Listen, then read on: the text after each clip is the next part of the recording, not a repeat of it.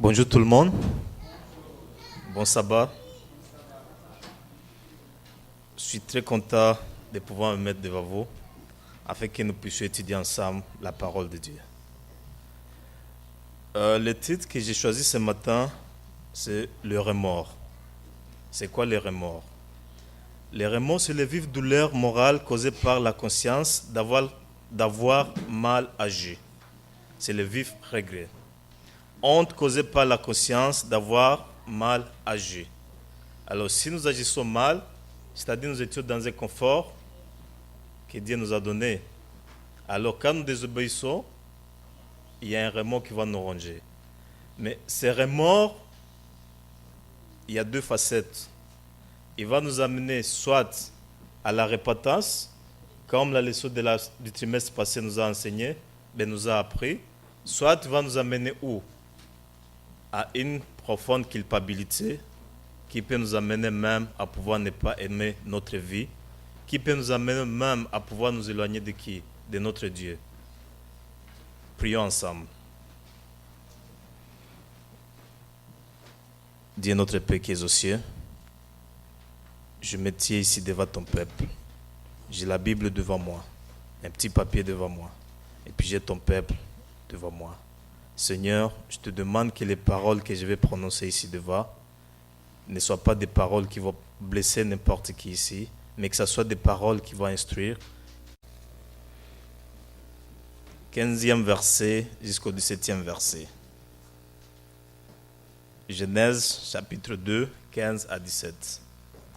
L'Éternel Dieu prit l'homme et le plaça dans les jardins d'Éden pour les cultiver et pour les garder. L'Éternel Dieu donnant cet ordre à l'homme: tu pourras manger de tous les arbres du jardin, mais tu ne mangeras pas de l'arbre de la connaissance du bien et du mal, car le jour où tu en mangeras, tu mourras certainement. Ça, c'est nos premiers paras. Dieu vient définir la création. En achevant, il prend l'homme. Comment a été créé l'homme? À la ressemblance de Dieu. C'est-à-dire, il était parfait. Il n'y avait pas de péché. Alors Dieu lui donne l'ordre. Vous allez tout faire. Vous allez manger de toutes choses. Sauf quoi? Il donne un ordre.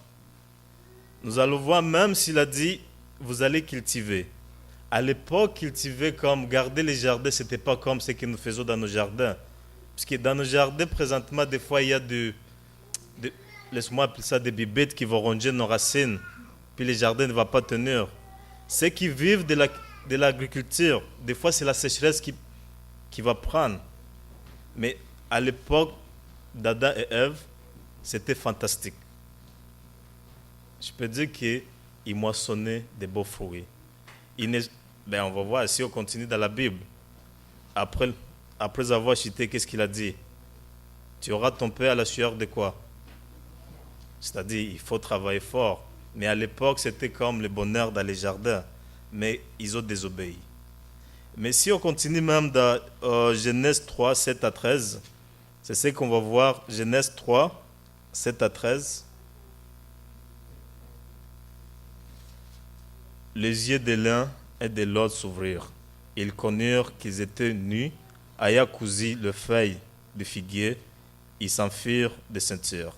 Alors ils attendirent la voix de l'Éternel Dieu qui parcourait les jardins vers le soir.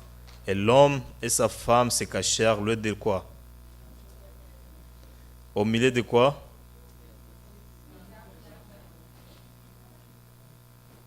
Au 7e verset, nous dit, ils connaissent qu'ils étaient nus. Est-ce que quand ils étaient créés, ils n'étaient pas nus? Comment? On va se rappeler quand Satan utilisait sa raise contre Ève. Qu'est-ce qu'il a dit? Est-ce qu'il vous a dit que vous mourrez? C'est la tentation ou bien les épreuves qu'on parlait dans l'école du sabbat. Regarde la ruse de Satan. Il a commencé par amener des mots doucement, doucement, la façon qu'il utilise pour nous tenter aussi. Mais Adam et Ève, ils étaient nus dès le départ. Mais ils ne se regardaient pas pour pouvoir savoir qu'ils sont nus. Ils vivaient dans l'harmonie. Mais après avoir péché, qu'est-ce qui se passe? Ils ont connu qu'ils étaient nus. Est-ce que nous sommes ensemble? Ils ont connu qu'ils étaient nus, mais ils étaient nus dès le départ. Mais le fait d'avoir désobéi, qu'est-ce qui s'est passé? Ils commençaient à se regarder. Leurs yeux étaient fixés sur quoi? La vanité. Et puis sur eux-mêmes. Chers amis, voilà ce qui se passe. Voilà ce qui se passe quand on enlève les yeux sur le maître. On commence à se faire ronger par notre conscience. On commence à chercher des petites rancunes qui n'ont pas d'importance dans la vie chrétienne. Et puis, qu'est-ce qui va se passer? C'est la culpabilité totale. Où est-ce qu'il va nous amener la culpabilité totale? De pouvoir haïr notre vie. Chers amis, Dieu est là pour nous. Il est amour. Il ne peut pas faire quelque chose par hasard. Quand il fait quelque chose, il donne de l'ordre, il donne ses commandements. Quand on désobéit, qu'est-ce qui se passe? Comment? Les conséquences. Il y a toute une liste de conséquences. Adam et Ève, ils connaissent qu'ils étaient nus. Voilà que, après avoir connu qu'ils étaient nus, si c'était même fini là, Dieu arrive, il commence à les appeler. Où êtes-vous? Qu'est-ce qui s'est passé? Est-ce qu'ils ont demandé pardon? Dieu arrive dans les jardins, ils attendent les pas de l'Éternel. Regarde qu'est-ce qu'Adam commence à faire. C'est la femme. La femme que tu as fait quoi? Qu'est-ce qui se passe? Il aggrave le péché. Mais quand il dit c'est la femme, c'est juste un seul doigt, mais les 3 doigts pointent sur lui, c'est-à-dire qu'il faisait partie de... Il a péché aussi. Mais au lieu de demander pardon, il s'accuse. Premièrement, il pense qu'il accuse sa femme, puisque c'est sa femme qui a donné les fruits. Soyez logique. Si on suit l'histoire, c'est qui avait amené les fruits? Qui ça? Mais pourquoi Adam l'avait mangé? Pourquoi il n'a pas encouragé sa femme? Dieu nous avait défendu de faire ça. Comment? Il aimait, alors il a oublié Dieu. Oui? Alors, le gars, il commence à dire, la femme, qu'est-ce que la femme avait dit? Les serpents. C'est comme si on s'enlève les blâmes, on accuse qui? Est-ce qu'on ne le fait pas tous les jours dans notre vie quotidienne? Allô? Pourquoi qu'ils ont dit est amour? Il a fait toutes choses avec intelligence, avec amour, et puis chaque chose a le bien. Mais nous, quand on veut s'enlever les blâmes, les gars, comment on accuse Dieu? On accuse Dieu. Nos premiers paroles le fait. On le fait tous les jours. Chers amis, comme je vous disais, quand nous venons de pécher, quand nous venons de désobéir, demandons pardon. C'est plus facile. Parce que si on veut s'enlever la blâme, on accuse Dieu. On pêche doublement. Comme je vous dis, ça a commencé avec Adam et Ève, ça a descendu. On arrive à ses fils, Caïn et Abel. Caïn et Abel, Dieu les donne, allez, vous allez m'offrir une offrande. Dieu a porté regard à quelle offrande? Est-ce que c'est puisqu'il aimait la viande ou quoi? Comment? Il donne, vous allez m'offrir l'offrande de telle manière. Qu'est-ce que Caïn a fait? Il a fait de sa façon. Qu'est-ce qu'a dit Abel a fait? Selon les modèles, selon les recommandations de qui? Alors quand on suit quelque chose que Dieu nous demande, qu'est-ce qui se passe? On est richement béni. Dieu porte un regard favorable sur nous. Mais l'exemple parfait, c'est Caïn. Qu'est-ce qui se passe? Mais on peut continuer. Vous savez quoi? Après avoir désobéi, il n'a pas suivi les modèles. Ça, c'est le premier péché. Oui? Deuxièmement, qu'est-ce qui se passe? Il tue son frère. Ça, c'était pour faire quoi? Pour pouvoir prendre tout à son entourage. Pour pouvoir amener tout à lui. Écoute, Dieu il porte un regard favorable à Abel, mais son frère n'est pas satisfait. Mais pourquoi il veut forcer les regards de Dieu sur lui? Il tue son frère. Peut-être qu'il voulait rester le seul fils dans les jardins pour que Dieu puisse ne pas avoir, puisque Dieu ne puisse pas avoir d'autres regards sur quelqu'un d'autre, sur lui. Un, il n'a pas obéi aux recommandations divines. Deux, il tue son frère. Troisièmement, quand Dieu est venu, Caïn, où est ton frère? Qu'est-ce qu'il a répondu? Une réponse sarcastique. Suis son berger, il pêche encore. Chers amis, Dieu est amour. Allô? Il est amour. Il a fait toutes choses à connaissance des causes, pour notre bien. Mais alors, quand nous voulons tous nous approprier tous, même les mal, on veut s'approprier, à quoi ça sert?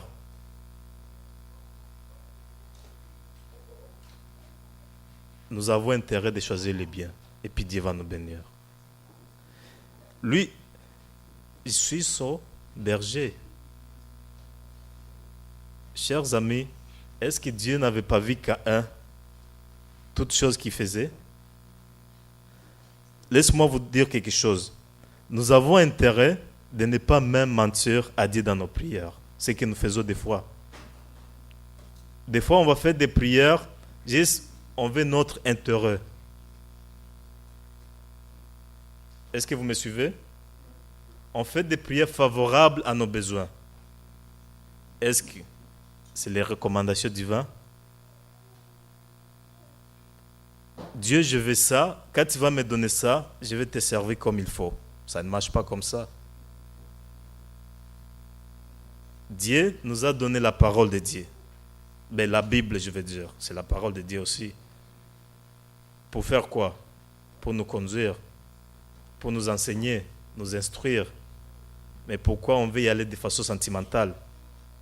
Ça ne marche pas comme ça. Suivons Dieu tel qu'il est. Il nous a donné les 10 commandements. Il y a beaucoup de recommandations dans la Bible. Mais quand nous voulons marcher selon nos sentiments, là, il y a un problème sérieux.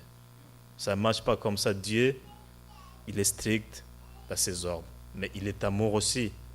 Il est prêt à nous accepter tels que nous sommes. Mais il ne va pas forcer personne. Les bras sont ouverts 24 heures sur 24 heures. Quand nous sommes dans les difficultés, abandonnons-nous à lui. Ne cherchons pas à pouvoir donner des réponses sarcastiques comme Caïn. Nous trébuchons, mais on va commencer à dire, mais Seigneur, tu savais pourquoi tu ne m'as pas fait passer à côté? Il ne va pas te faire passer à côté. Il t'a donné l'intelligence de pouvoir discerner le bien. Alors, pourquoi on utilise notre intelligence pour le mal seulement? Je ne vous blâme pas. C'est juste pour pouvoir nous réveiller afin que nous puissions faire attention dans nos paroles, dans nos pensées, et puis quoi? Dans notre prière même.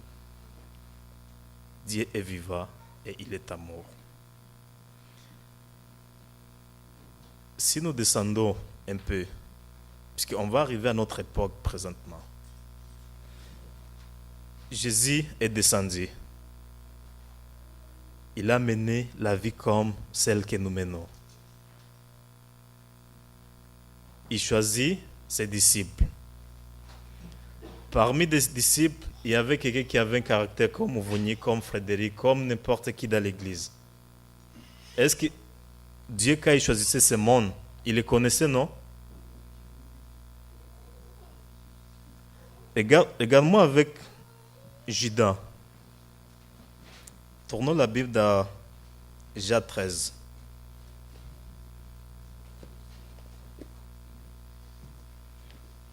Celui qui arrive en premier peut lire pour nous, Jean 13, verset 21. Jean 13, verset 21. Ayant ainsi parlé, Jésus fit troubler en son esprit et il dit expressement, en vérité, je vous l'ai dit, l'un de vous me livrera. Les disciples se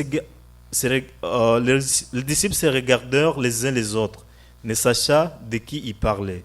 Un des disciples Un des disciples, celui que Jésus aimait, était couché sur...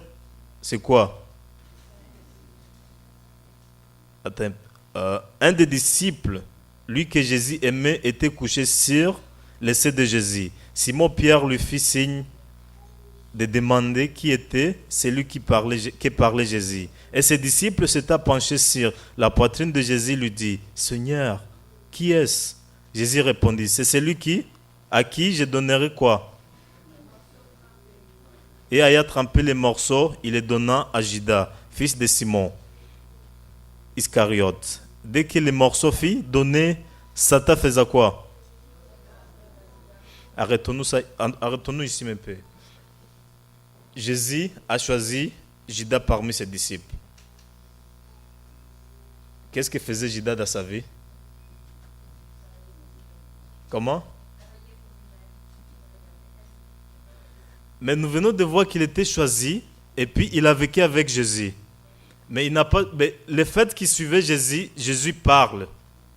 Oui? Il annonce quelque chose. À la seconde même, on vient de dire que Satan remplit quoi? Son cœur. Qu'est-ce qu'il a fait? Il est parti trahir. Chers amis, si on essaie de se questionner ici un peu, pourquoi Jésus a été trahi? Répondez-moi. Comment? Alors, pourquoi ils sont passés par Judas pour pouvoir accomplir ce que Dieu avait prédit? Comment? Les maillots faibles. Alors, est-ce que Christ va passer à nous des mauvaises choses pour pouvoir réaliser ce qu'il a annoncé? C'est ce qu'on a appris dans la leçon. Il ne tente jamais. Mais c'est nous qui nous tentons. Quand on veut regarder sur nous-mêmes, qu'est-ce qui se passe? Mais c'est pas là où je voulais insister. Je voulais insister le fait que qu'est-ce qui s'est passé après? Judas vient de trahir les maîtres. Après avoir les trahi, mes chers amis, il a marché avec Jésus. Mais après avoir les trahi, il ne l'avait pas encore connu. S'il avait connu, qu'est-ce qu'il avait fait? Il allait demander pardon, même se repentir. Mais qu'est-ce qui s'est passé? Comment? Il s'est pendu. Est-ce que la pendaison a levé le mal qu'il avait commis? Essayez de nous regarder nous-mêmes. Quand nous transgressons, ou bien quand nous désobéissons, où est-ce que nous cherchons la réponse? Ou bien où est-ce que nous cherchons le pardon? On essaie de se battre nous-mêmes. Qu'est-ce qui va se passer? C'est l'échec complet. Si nous voulons rester en Christ, il faut demander pardon. La repentance. Le fait que Judas s'est suicidé, le mal était là. Il n'a pas demandé pardon. Et qu'est-ce qu'il a choisi? Comment? La mort. Mais le fait qu'il a choisi la mort, c'est-à-dire qu'il y a la repentance et puis il y a la culpabilité. Est-ce que je m'explique comme il faut? Quand on ne se répand, qu'est-ce qui se passe? On est pardonné. Ouais. On se culpabilise, on ne veut pas se faire pardonner, qu'est-ce qui se passe? Les conséquences du péché, c'est quoi? Nous sommes vivants, non? Oui. Qui connaît son sort? Comment? Mais en s'abandonnant à Christ, on a la vie éternelle. Je suis le chemin, la vérité et la vie. Alors c'est à nous de choisir quoi? Jésus comme chemin, qui est le bien. On va voir même, il s'est culpabilisé, il est parti se suicider. Mais si on descend avec Pierre, Jésus n'a pas prédit ce que Pierre devait faire. Avant que les coqs chantent, tu vas me renier combien de fois? Est-ce que ça tardait à arriver? Chers amis, Je ne sais pas si vous avez déjà commis des mal. Comment? Avez-vous déjà été dans les conflits avec deux personnes? Comment? Beaucoup? La personne avec qui vous vous êtes querellé, qu'est-ce qui se passe quand vous croisez des regards? Comment? On a tendance à fuir, non? On évite. Alors, regarde-moi. Luc 22, 61. Un volontaire peut nous lire Luc 22, 61.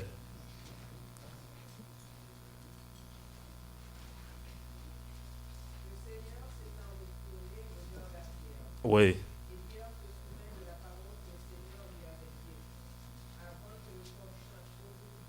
Tu vas me régner 3 fois. Le regard de Jésus s'est croisé avec qui? Oh, ça doit être profond. Essaie de nous mettre dans la peau de Pierre. Qu'est-ce qui s'est passé? Ben, il a esquivé le regard de Jésus.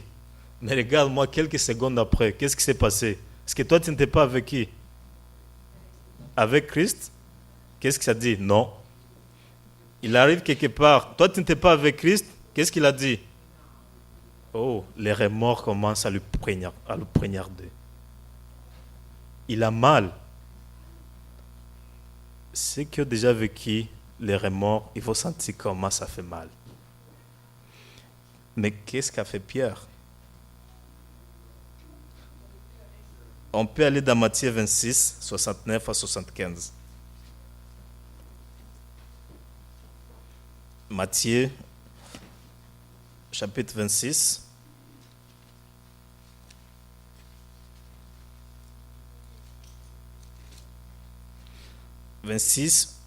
On va aller du 69 à 75. Cependant, Pierre était assis dehors dans la cour. Une servante s'approcha de lui et dit: toi aussi, tu étais avec qui? Jésus, le Galiléen. Mais il les nia devant tous, disant: ne sais ce que tu veux. Je ne sais ce que tu veux dire. Comme il se dirigeait vers la porte, une autre servante le vit et dit à ceux qui se trouvaient là: celui-ci était aussi avec qui? Jésus de Nazareth. Il les nia à nouveau. Avec quoi? Je ne connais pas cet homme. Peu après, ceux qui étaient là s'étaient approchés dire à Pierre: certainement, tu es aussi de ces gens-là. Car, quoi ça? Ton langage te fait reconnaître. Alors, il s'est mis à faire des imprécations et à jurer: je ne connais pas cet homme. Aussitôt quoi? 3 fois. Mais j'aime le 75e verset. Et Pierre se souvint de la parole que Jésus avait dite: avant que les coqs chantent, tu me régneras combien? Et à ta sortie, il plaira amèrement. Il est pris de quoi? Des remords. Il plaira amèrement. Chers amis, si Judas avait connu ce que Christ avait dit, je pense qu'il allait faire comme Pierre. Pierre a pleuré amèrement, ce qui montre qu'il a connu que Christ est le Maître. Cette pleure, c'est une façon de demander pardon. Il s'est repenti de ce qu'il vient de faire. Est-ce qu'il dit l'a pardonné? Certainement. Avec nous aussi, quand nous désobéissons, ne cherchez pas à nous culpabiliser profondément, à développer la peur de Christ. Au contraire, venons à lui. Il est prêt à nous accueillir. Ne cherche pas à pouvoir chercher la solution ailleurs. La solution est Christ en soi. Christ est prêt à nous pardonner. Il est prêt à pouvoir effacer. Chers amis, quand on va voir les remords, je ne pense pas même on va sentir comme si nos pieds ne touchent pas par terre. On sait ça comme pesante. Mais quand on est pardonné, qu'est-ce qui se passe? On devient comme un oiseau qui vole dans les airs. On est content. Chers amis, Dieu est bon. Il ne peut pas nous condamner. Il est amour. Il est prêt à nous pardonner. Ne cherche pas la solution ailleurs. Seul Christ est prêt à nous pardonner et puis va nous donner la joie de vivre. Même ici-bas, même il est parti nous préparer la terre promise, qui est le Canaan céleste. Si nous finissons un peu, on va aller dans... C'est ça, on va des Corinthiens 7 à 10. Des Corinthiens 7. Non, c'est 2 Corinthiens 7, verset 10. C'est moi qui se trompe. 2 Corinthiens 7, verset 10.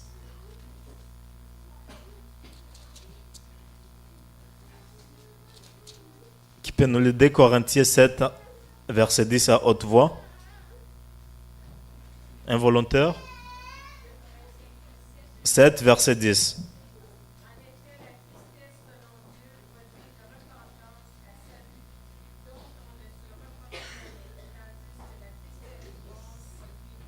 La mort. Ça, c'est la bonne tristesse qui provient de Dieu, puisque Dieu il nous voit et puis nous dit comment tu as agi. Qu'est-ce qu'il cherche sur nous? Qu'est-ce qu'il cherche à nous?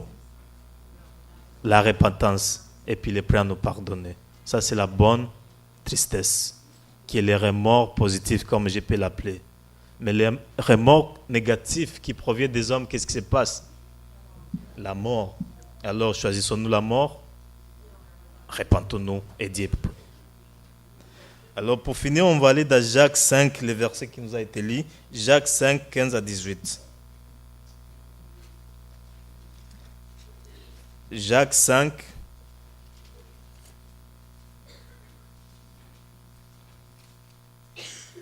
Jacques 5, 15 à 18, nous lisons ceci. La prière de la foi sauvera quoi? Et le Seigneur le relèvera. Et s'il a commis des péchés, il fera quoi? Confessez donc vos péchés les uns aux autres et priez les uns pour les autres, afin que vous soyez quoi?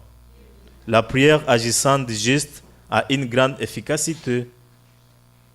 Élie était un homme de la même nature que nous. Il pria avec quoi?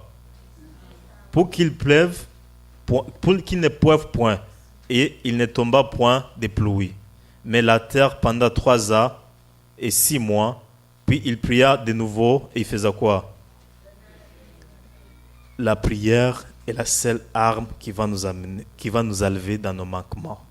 La prière est la seule chose qui va nous amener quoi? À la repentance. Alors prions sans cesse. Nous venons de voir la puissance de la prière. Élie a prié et puis il y a eu la sécheresse. Et puis il a prié, la pluie a fait quoi? Alors quand nous prions, soyez attentifs dans nos prières, même nos mots que nous prononçons à Dieu. Faisons attention, Dieu est compréhensible, il connaît nos besoins. Ne cherche pas à tromper Dieu dans nos prières. Ne cherche pas à esquiver nos manquements. Parlons à Dieu avec intimité et puis il va nous comprendre. C'est le verset qu'on va finir avec se trouve dans 1 Pierre 4, 7 à 11. 1 Pierre 4, dans le livre de 1 Pierre 4, 7 à 11.